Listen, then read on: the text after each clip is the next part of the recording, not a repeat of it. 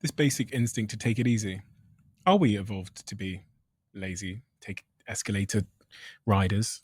Well, I wouldn't use the word lazy, but we are evolved to take it easy, to rest whenever possible, right? So we've now got ourselves into a bit of a comfort crisis here because everything has in our lives is optimizing us for convenience and ease. Right, right. And well, it's also it sells, right? I mean, comfort. I mean, who prefers to sit in economy as opposed to business class, right? Nobody, right? Comfort is nice, right? Who prefers shoes that are uncomfortable, right? Comfort's, we love comfort, right? But since when is comfort necessarily better for you, right? I mean, are comfortable shoes actually better for you than going barefoot? Or the comfortable chair is better for you than, or taking the lift better for you than taking the It is in the stairs? short term, or at least it appears to be today. Right. Yes, because we often value the short-term benefit over the long-term cost, right? That's hyperbolic discounting is the technical term for that. But so we live in a world where we pay extra for comfort, and we'll prefer it. But now we also live in a world where we have to now go out of our way to be physically active because it's no longer necessary. And so again, I go back to my original statement, which is that people evolve to be physically active for two reasons and two reasons only: when it's necessary or rewarding. When we don't make it necessary, we need to figure out ways to make it rewarding. And that's hard. It's very hard. The paradox of comfort. We all have this instinct to seek out ease and comfort and convenience, but that comes at a cost. It might not feel obvious in the current moment, but down the line, if we're not matching our current goals and desires and impulses with our future priorities, they're naturally going to diverge very often. It's the desire to eat sugary foods versus the desire to stay healthy. It's the desire to be comfortable and not work out, to not have to put yourself through that grueling, you know, exercise, which is exercising, versus your longer term goal of being fit and healthier and looking a certain way. So all of these things have to do with the tension between our short-term goals and desires versus our longer-term goals and desires, and how they're not always aligned with each other. I do think, though, that this dichotomy between our short-term goals and our longer-term goals is more secondary. The primary and more crucial point that I think is being made here is the tension between comfort and adversity. There's this idea that adversity is, what builds character. The more discomfort we learn to work with and to navigate around, the better we're able to become, the more successful we're able to become. The idea that the more we fail, the better equipped we are to be successful because we're increasing the amount of luck that we come about. And we're also increasing our ability to navigate these difficult situations, which all have some merit to it, obviously. But I do think it really comes down to a balance, right? It's not all about seeking out adversity. And I think we all know this at an instinctive level. I mean, PTSD, for example, is something that happens when we're overwhelmed with the amount of adversity that we face. So obviously, we don't want to push ourselves that far. We want it to be incremental. If ideally from a younger age, from childhood, we're learning to cope with the stressors in life and building and building and building and being able to tolerate more and more, as opposed to, not dealing with any of it and then eventually having everything just, bombard you out of your delusional life. And on the other hand, we have the comforts in life, the things that make life easier, more convenient. And I feel like those are a little bit more pernicious because they seem as though that is what we should be striving after. Our natural impulse is not to gravitate towards adversity. That is something that we need to get out of our way for. We have to put ourselves out there. We have to get out of our comfort zone in order to experience those things. So it takes a little bit more fighting against the grain, if you will, versus the comforts, which is our impulse. It's our natural desires. Those are our instincts. And so it's easier to let ourselves go to those things. So even though it's all about balance, it's not about seeking out adversity with no reflectiveness or seeking out comfort with no reflectiveness, even though it's about that interplay between the two in our lives, it is far more easier to manage our adversities than it is to manage our comforts. That is to say, it is far more easier for us to do the easy thing than it is for us to do the hard thing. So a lot of, I think, the work that we need to do is to moderate the amount of comforts that we're keeping in our lives, to recognize how those are affecting our future goals and how they might not align with what we want out of life. And also, on the other hand, to be a little bit more open to the unknown, to the difficulties, to the stressors that life throws at us, but not overdoing that either. There's this saying that comes to mind that really codifies the essence of all of this, and that is hard times create strong men create good times create weak men, and weak men create hard times. So we go back in this vicious loop, and I think that is nature's own way of trying to maintain balance. If we don't get out of our way and do the work to establish balance in our lives, nature is going to demand it. We can enjoy all we want in the present moment. We're going to pay for it in the future. We can put ourselves through all the stressors we want. We're also going to pay for that in the future if we overdo it.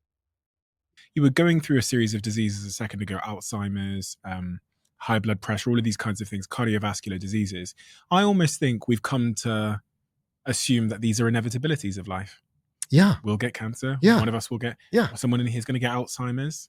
And that's the way we live. So we're preparing to medicate when that day comes. That's that right. I get, God forbid, diagnosed with something. That's absolutely right. In fact, that's what medical students today are taught, right? If you go to medical school today, you're taught that as people get older, their blood pressure goes up. I can tell you that's just not true. It's in the Western world where people are physically inactive and eat crap diets that their blood pressure tends to go up. But there are plenty of people, I'm actually one of them, right, who don't have high blood pressure as they age. And guess what's the best way to prevent getting high blood pressure as you age? It's, I sound like a broken record, but we have this idea that as you get older, yes, and we're lucky, right? Because we don't die from smallpox when we're 30. We're lucky to get cancer when we're 60, right?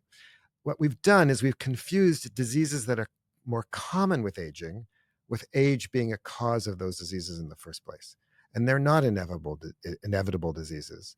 And many of them are preventable. And the problem is that in our society, we don't value prevention very much. We may talk about it, but we don't really put our money where our mouth is, right? In the US, which is arguably one of the worst healthcare systems, it is the worst healthcare system among the industrialized Western world. We spend approximately 3% of our budget, our medical budget, on prevention. And yet, when people walk into a doctor's office, 75% of the time, the disease is, according to the Center for Disease Control, a preventable disease. So we essentially spend nothing to prevent diseases that overwhelm our system and cause enormous amounts of misery. It's a completely backward, stupid system. And so, and the good news is it's not that hard to prevent a lot of these things. It takes willpower and takes education, and it takes. He said we're confusing diseases that are more common with aging being the cause of these diseases. It's that idea of correlation is not equals causation, because aging comes with a lot of diseases does not mean aging is what is causing these diseases. And that is a very interesting point, because it's one that we take for granted as we get older. We think, oh, I'm getting older, that's why I have this. I'm getting older, that's why I have that. As though our aging alone is the sole impetus of these, pathologies that we have. But once we realize that it's not that automatic, that we do have a lot of say in how, these things develop in our lives, I think that is far more empowering. And this idea about how the US, as affluent as we are, as much as we spend on healthcare, is not reflected in the healthcare outcomes that we see in the population. I did a little bit of research on this, and I came out with three main reasons why this is, which I thought were very interesting. The first is that we apparently spend a lot on administrative cost than other countries. And that has to do with, the insurance policies and the people who take care of the billing and all of these other, again, administrative work. That seems apparently to cost a lot more than it does in other countries, and eats up a large percentage of the expenditure or the expenditure on healthcare, I should say. The second was the price of drugs and procedures. This one I think is more well known. We vilify the pharmaceutical companies and industries all the time. The recent CEO from that, I believe that was actually an insurance company who got shot by Luigi Mangione, if I'm pronouncing his name right, I think is also symbolic of that. It's our distaste of what is going on in the healthcare system. And as reasonable as these frustrations are, I will get to the third and final point, by the way. But as far as the cause goes, as reasonable as these frustrations are, I think that is probably the most difficult problem to solve. Because here we're balancing the competitive market, capitalistic spirit that we've infused into everything, including our healthcare systems, which makes them better, not in terms of how they are, not in terms of their outcome per se, but in terms of what they're capable of. Because it's not that we don't have the best procedures or the best medicine in the world. It's rather that we're not applying it effectively and efficiently, right? We're overdoing it in certain instances, we're underdoing it in certain instances. But the point here is that we do have very effective tools and medications that we use. So having these things is a consequence of the type of market driven environment that we have. And it is that very market driven environment that also inflates these costs because we don't have as much regulations as other countries might have, which will inhibit that competitiveness. It's all about balancing in. And we might not have figured it out. Some of these countries might be doing it better than we are, but I think it is worth pointing out that it's not an easy problem to fix, which is the reason why we're still struggling with it. Um, Especially with the US priding ourselves on being such a hyper competitive and market driven economy. It's again, I think it really is worth emphasizing here that we do not get rid of these capitalistic um, forces without paying a huge cost on other ends, a lot of which is way beyond my depth. But it is important to keep that in mind whenever we're, leaning too far towards criticism of capitalism, for example. And the final point is that these high costs of healthcare services create even more costs. They multiply because if you have an issue that is easily addressed but expensive for your standard of living, you're not necessarily saving money as you might think you are. You're actually kicking that ball down the line, and you're going to pay far more when that condition gets even worse.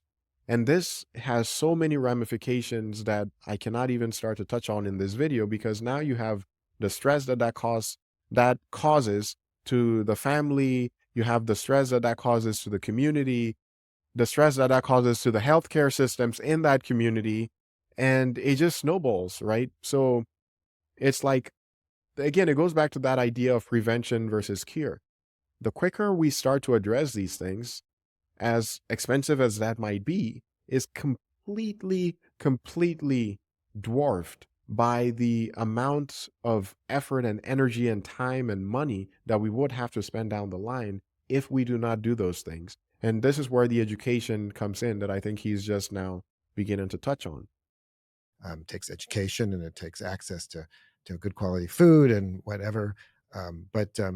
So in the one sense, it's very depressing. On the other hand, the optimist in me says, we really can do something. And people, even if they're not wealthy or whatever, I mean, there are simple things that everybody can do to improve their health outcomes.